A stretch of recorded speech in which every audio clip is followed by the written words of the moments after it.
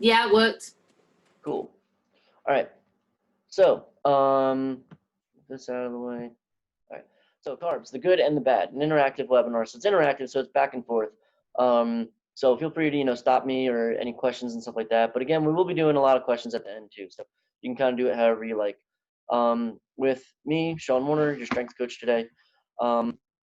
So what you'll learn, obviously, like what are carbohydrates, how your body can use and react to them, different sources, and then the difference between them, and which kind of carbs can help me, if any, and then obviously again questions at the end. So a lot of these questions here, pretty common questions that people will ask throughout, just in general conversation today. There's a lot of like cloudiness. So anything controversial or not known yet, we won't go into, but we'll at least get a lot of the good fundamentals and a lot of good knowledge in for all these different topics here. So first off, what are carbs? So carbohydrates, it's a good little diagram there. So obviously we see apples, they're a fruit, and then it breaks down always to a chemical formula. And there's a lot of differences in between. So I have two columns here, technical terms and then common terms that you'll hear. So technical terms I'd like to go over first because when you think about what something is, it's always good to be able to boil it down to the simplest form, which the technical term is good to know because people throw around common terms to kind of get attention. Scientists don't really care about attention, so they always use these boring terms. The technical term is saccharide for like carbohydrates in general. You don't have to memorize that or anything. I'm just kind of reviewing a little bit, kind of overview. So the important part is underneath there though: mono, di, and then poly. So mono meaning one, di meaning two, and poly meaning like a whole bunch. So the common terms you'll hear is sugar or interesting quotes, carb.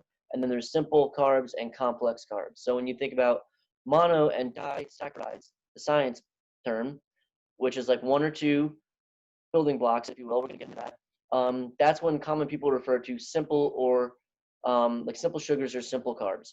And then when you think of polysaccharide, that's what common people or common term will refer to as complex carbs. So just so you understand, when someone says complex, it means there's a whole bunch of them. When they say simple, it means one or two. So the technical thing. So carbs are a source of energy. If you were asking an anatomy class or something like that, what is a carb? It's a type of molecule that can be used as a source of energy. Most commonly, people will say it's a source of too much energy, and you don't want it. Another technical term, it's a nutrient. So there's a lot of other big molecules that you can use for different things, but specifically this is a nutrient, meaning you consume it. And then commonly people just think it's something bad, but they're really not sure. So kind of question mark on that. And that's what we're going to go into today. But the part I want to emphasize is it's like the building block and the train analogy. So I don't really have a diagram for this, but if you imagine real quick, so this box here with all these, C's and H's underneath the carbohydrates on the left, that is like one building block. That would be one monosaccharide, which is also a sugar. You have different versions of them. We won't go into them. A common one is glucose. You might have heard of some terms having to do with glucose, maybe certain medications. Glycemic index is very similar, things like that. So one of these molecules is one building block. And when you add two of them together, you have a disaccharide. An example of that is like lactose. So notice that os sound. Other things you might have heard of is fructose. Fructose is a monosaccharide. So we're not going to get into any more because they get a little bit, I guess more technical and stuff like that. But you might have heard of like cellulose, things like that. Those are examples of carbs that we'll get into. So a lot of times when you hear OSE, os, it's a type of carb. Fructose is a mono, it's one, so just one building block. Lactose is a di, it's two. Cellulose is a big one, it's a poly. But the train analogy, think of like one of those building blocks is one train car.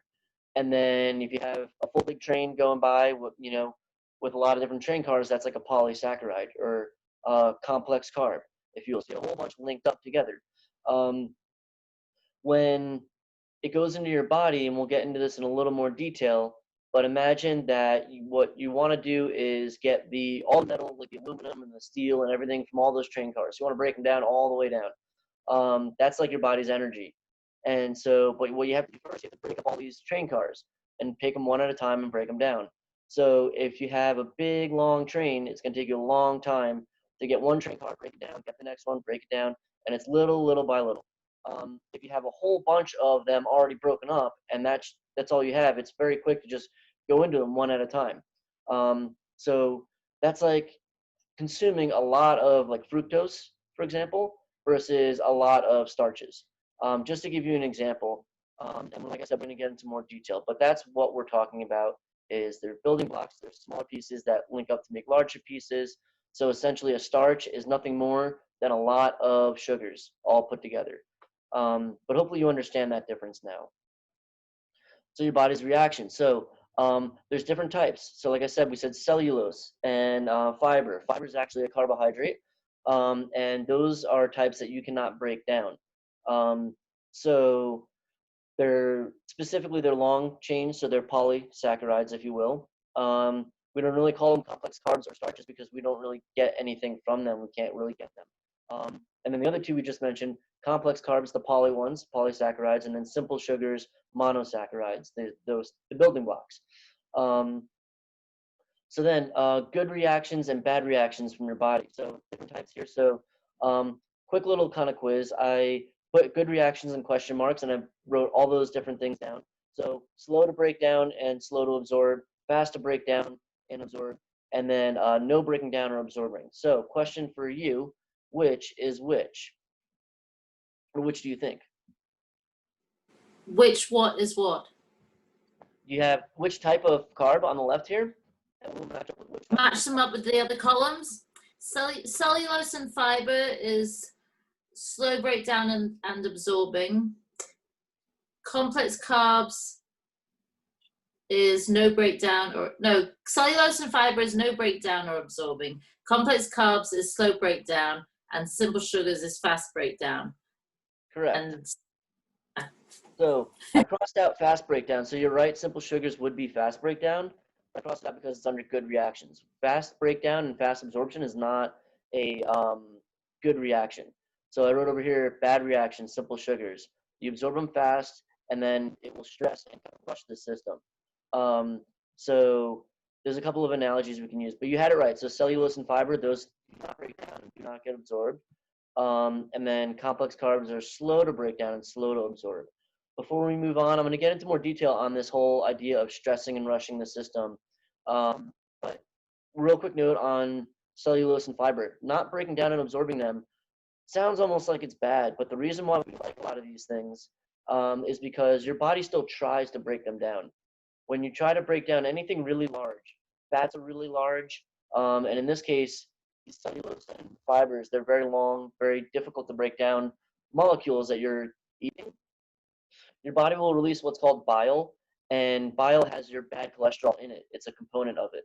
So in order to try to break down cellulose and fiber, your body is taking bad cholesterol out of your blood and actually putting it into your digestive system to try to break it down. But we can't. So you're trying even though it's not going anywhere. So all that bad cholesterol goes out with that cellulose and fiber. And that's how cellulose and fiber actually like benefit our digestive system. I don't want to get like really too graphic or anything like that, but that's how that whole system works. That's why those things are good for your cholesterol. That's why they're good for you, and that's how the whole thing works. So your body tries really hard to break them down, but unfortunately is unsuccessful. And then that way you lose all that bad cholesterol that would have otherwise been floating around. So that's just something to note for those. But we're going to focus more on the complex carbs and the simple sugars and these reactions. So here's a great graph. We used to draw this all the time when we would teach anatomy and physiology. You have here blood glucose levels. Remember, glucose is one building block. So once you break down into a simple sugar, usually it's glucose that you want. So usually they illustrate it with glucose. And this is basically the levels in your blood. Real quick, as sort of a review, there's something called homeostasis, which basically means like a balance. When you do a fasting blood test, they're trying to make sure that your body can keep everything in balance. When they check your temperature, they want to make sure you're not too cold, not too hot, that your body is able to keep its balance. And this is another example of your body trying to keep its balance. Anything that you eat, if you can break it down, you're going to absorb it. So it's going to go into your blood, and that's how we get here. So The difference here, you can see one, it says GI, which means glycemic index, which is basically just a food with a lot of sugar that goes in really quick versus a food with a little amount of sugar that doesn't go in very fast. So you could think of high GI up here at the top as like candy or something, or a pastry or something like that, something with a lot of sugar in it. Low GI would be like a potato or something like that. So you can see here the time frame and just how different this is. So imagine it, like an analogy here is, imagine it's like a bar or restaurant, and all of a sudden within less than a half hour, if you look, maybe like 15 minutes, you get slammed to capacity, like a bus just dropped off a whole bunch of people, and everybody's running around, and then people might slip up, they might get orders wrong, like things don't flow as well, versus just being a little bit kind of consistently busy mostly throughout the night, a little bit of a busy time, but it's kind of gradual. You can kind of see it coming, and then it kind of fades down, and then all settles down by the end. So in both cases, you're getting the same amount of money for the business, but in one case, you're slammed really hard, and then it's just done. And in the other case, it's kind of like a little consistent, and you can kind of see it coming throughout the night, and then you're able to handle it much better.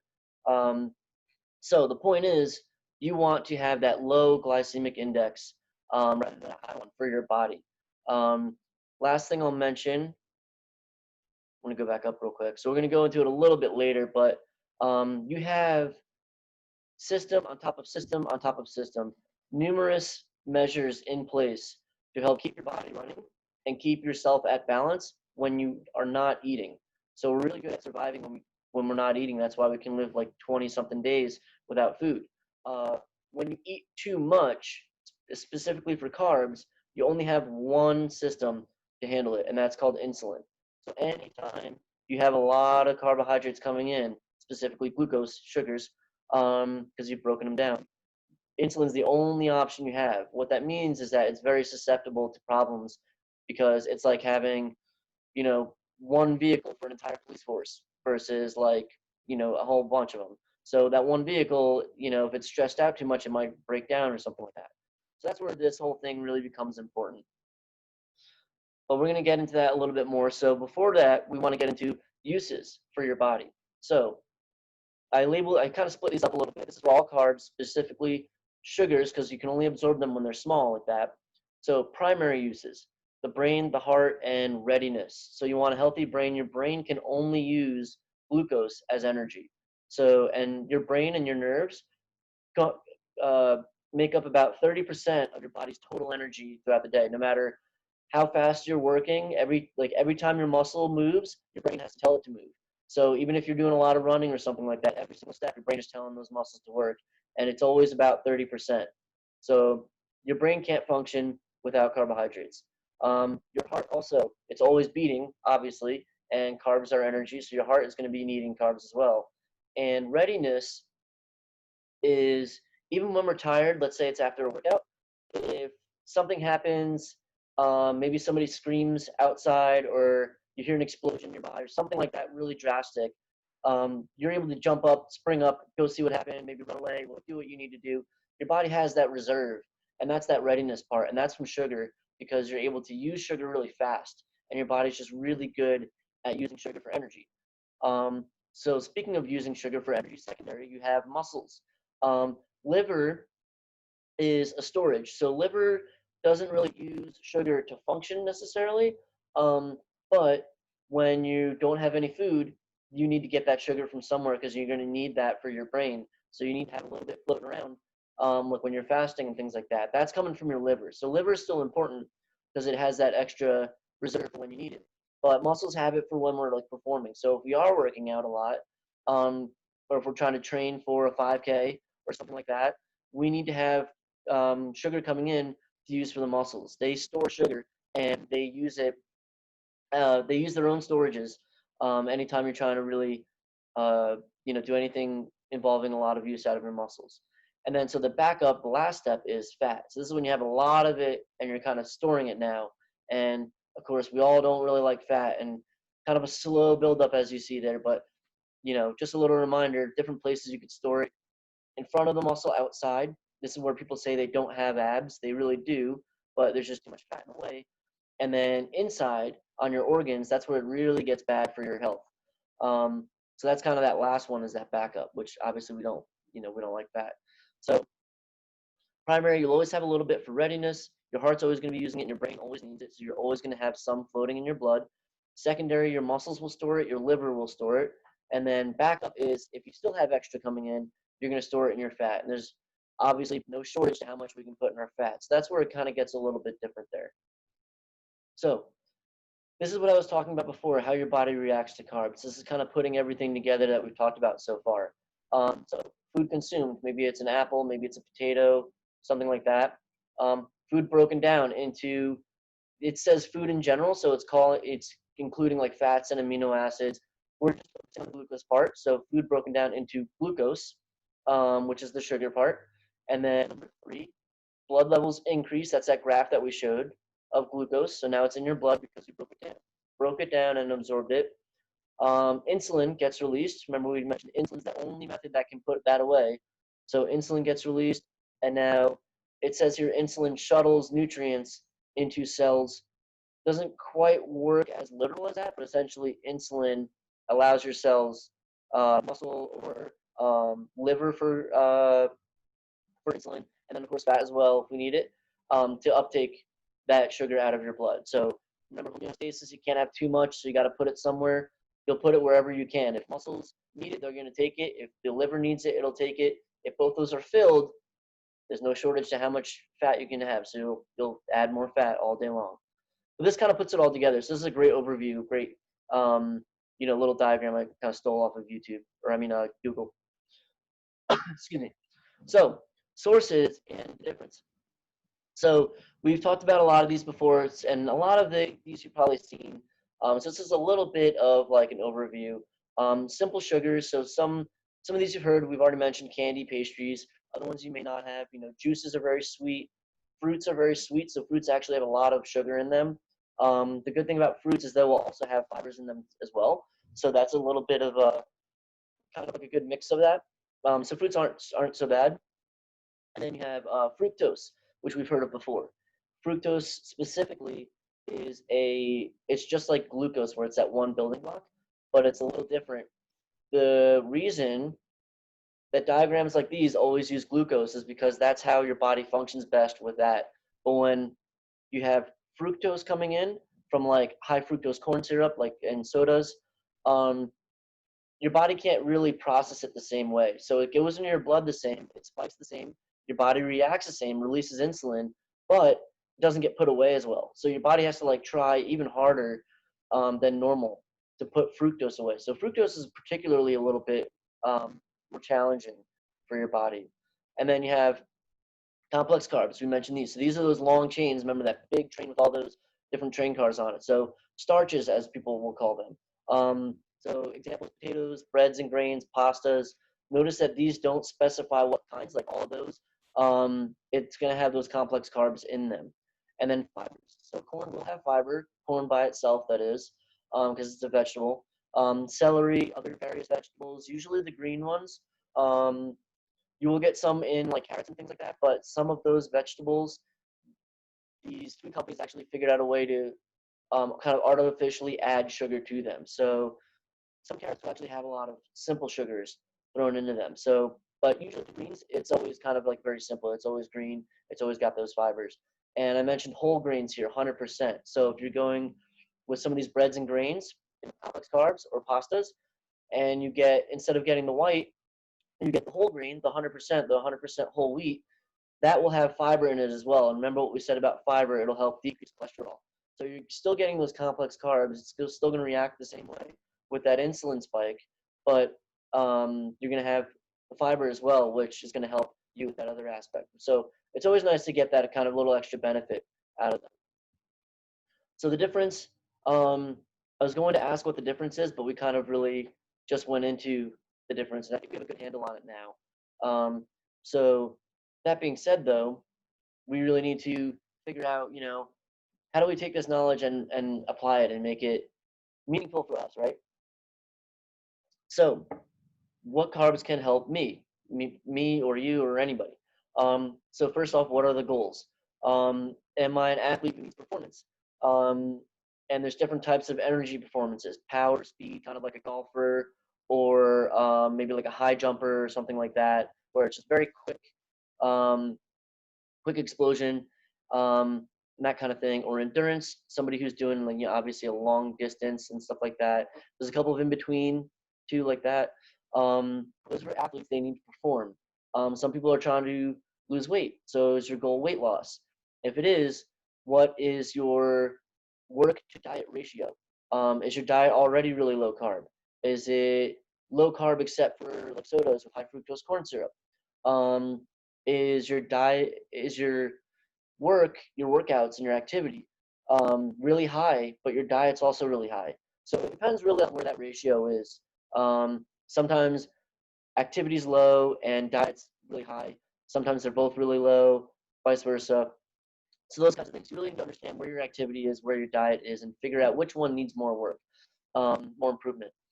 And then weight slash muscle gain. So are you trying to gain size? Overall size, some people like football players, they just want to get bigger.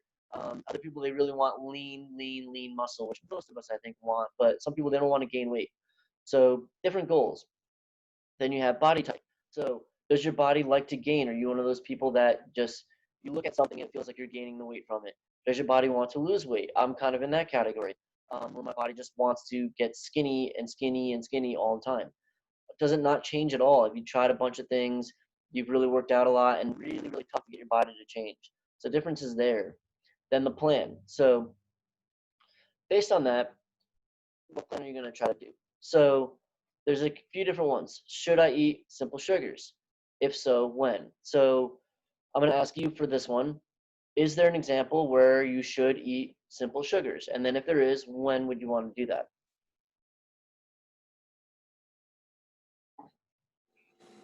Only if you like diabetic and you need some sugar fast. Okay, so good point. Something we didn't talk about. So if you have something more medically that requires it, where your body can't regulate. So if you're diabetic, yeah, that's a good point. Any other instance? I think if you suddenly need some energy boost, sugar will help. Okay, so more for just day to day, like if I'm at the office, or more for like if I need to perform? When you need to perform, like you feel up biking or something, and then all of a sudden you feel really, really like low in energy. Okay. And I think like a little shots, like little sugar shots will actually help. Yeah, so good point. So athletic performance, it can really be beneficial to eat simple sugars. So why would these simple sugars be helpful for athletic performance then? No, because it's a short spike and there'll be less energy afterwards. It will be a short spike. As far as less energy afterwards, if I'm a, I don't want to say, if I'm a sprinter or a high jumper, Uh, so yeah. if I need my energy quickly, and I need to make sure that I have it, um, getting that in there fast might be really helpful for me. Um, That's so certain things like that. So any instance really where your body is going to need it fast. So if we are on a very long distance activity, you know, we want carbs over a long period of time. We want a lot of them, but we might be getting low. Remember, we only have so much in our liver and stuff like that that we can, and stored in our muscles that we can really pull from. So yeah, at certain points you might want something quick to get in.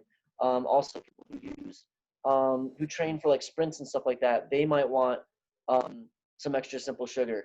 So like a wrestler going into a match maybe, where they only need 2 minutes of work, having a quick spike, the muscles are going to want it. That might actually benefit them because they'll be able to have more sugar available. It's going to take a lot longer to have to get it from your liver and from your fat than if it's already in your blood.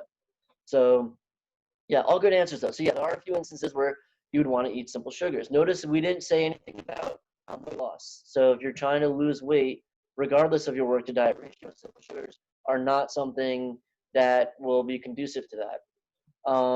So should I eat complex carbs? And then if so, when?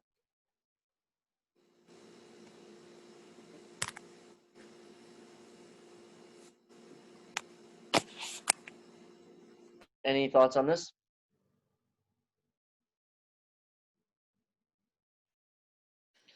Complex carb, is it like pasta and stuff? Yeah, so we went over that a little earlier. I know a couple people came late. Yeah, so complex carbs, let me scroll up if I can real quick. So complex carbs are these ones with this low glycemic index that take a long time they're kind of there over a long period of time. And I don't have an image of it, but Okay, so I think it's good to take intake complex carb before you're gonna have like you're gonna have like a performance like for a long time. So you want to like kind of carb up, just that your body has all the can absorb all the carbs needed for next for later performance.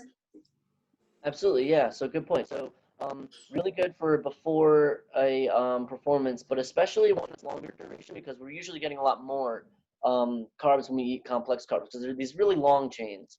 So generally, there's a lot more coming in with those. So if we're going to need a lot of energy, it's good to have complex carbs coming in beforehand. So like carbo loading before a race or something like that. Any other examples?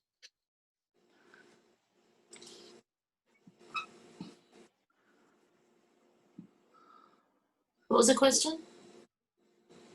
Is there an example of when to eat complex carbs? I like Inchi's answer. Is that not right? No, that is. So yeah, that's a good point. So other examples that I can think of are if you are trying to lose weight and you have a really high work ratio, you're going to need carbs just for your muscles to be able to function. But you don't want sugars because sugars spike you a little too much. So they're just really not that good for your health overall. So if you're doing weight loss and you're going to be consuming carbs, you would want to go with complex carbs over sugars. But especially if you have a really high activity rate, not that you want to intake extra complex carbs, but you want to basically, if you're picking between the two, you want to shift your percentage, putting more complex carbs and try to decrease the simple sugars. Same thing. Remember, complex carbs usually have a lot more carbs in them, a lot more sugars, a lot more calories. So if you're trying to gain weight, complex carbs can be really beneficial. So it can really help you to have a lot of that energy ready to go and have a lot of those extra calories coming in, especially if it's just overall size and you're not too focused on being lean or having a little extra fat, like I said, like a big football player or something like that. So there's a couple other examples. And then should I eat no carbs? I think that's a good question. Actually, like I always think that if you wanna lose weight, you want to avoid carbs. But I feel like if you don't have any carbs, you feel like your body is like really low in energy. So I think a little carbs should be good. Okay, so a little bit, but not necessarily no or zero. Right. Okay. Any other thoughts on that? Yeah, you just need some, but you should take the ones with the fiber and cellulose more because they'll fill you up more too. Absolutely, yeah. So good point on the fibers. So definitely try to keep those. Those are really good for you. Remember though that when we consume fiber, it doesn't give our body any extra carbs. So if I go back real quick here, so at this point where food is broken down, this doesn't happen with fibers. So instead of being broken down, it just kind of goes all the way out, and all these other steps never happen. But so for here, so uses in your body, primary uses, if we remember, your brain has to use carbohydrates. If your brain is not getting any carbohydrates, you're going to go into certain survival steps that we mentioned. Remember, there's a bunch of different systems to keep you alive when you don't have food coming in. Carbs is usually coming in with almost every food that we eat. But if we're not consuming any carbs, for the sugars that your brain, heart, and the little bit your muscles will need, you're going to be going into those survival modes to try to get them because you don't have any coming in from your food. These secondary ones is kind of where we mentioned before about having energy. So your muscles like to store a lot of carbohydrates just for like workouts, for all those kinds of things, for going out walking or something like that, just kind of usual uses. And so if you don't have very many carbs coming in, or if you have zero carbs coming in, your muscles aren't going to be getting that. So that's where you're going to feel very low on energy. Same thing for your liver. Your liver is kind of just like an extra backup source. But remember, if these two are filled and we're not using the carbs, then it's all going to fat, and there's no shortage on how much fat you can build up. A lot of us really understand that concept pretty fast a lot of times. Muscle can only hold so much, liver can only hold so much, fat can hold as much as you want to give it. So that's where you want to really try to have that balance. Athletes want to always have their muscles filled, ready to go, especially an endurance athlete wants that liver filled too. Not always do they want that fat build up. If they don't really mind having the extra size, fat they're not going to worry about. But if we're trying to lose weight, we're really trying to combat the fat part. So we want to make sure we maybe have a little bit less in our muscles and our liver, not zero, but a little bit less. So that way when we do eat, there's always a spot for it, and it's never going into that backup area. So that's really like what it comes down to for can they help me? So no carbs, and then that is going to conclude this webinar. We went over time a little bit, but is there any other general questions or anything like that at all about carbohydrates or anything that we talked about today?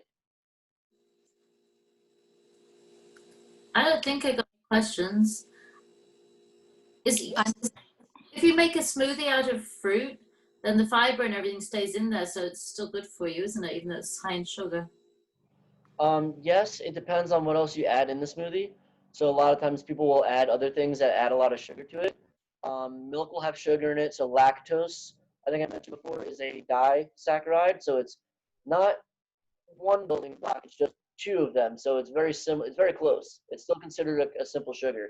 And then, a lot of people will add other things for like sweetness and stuff like that.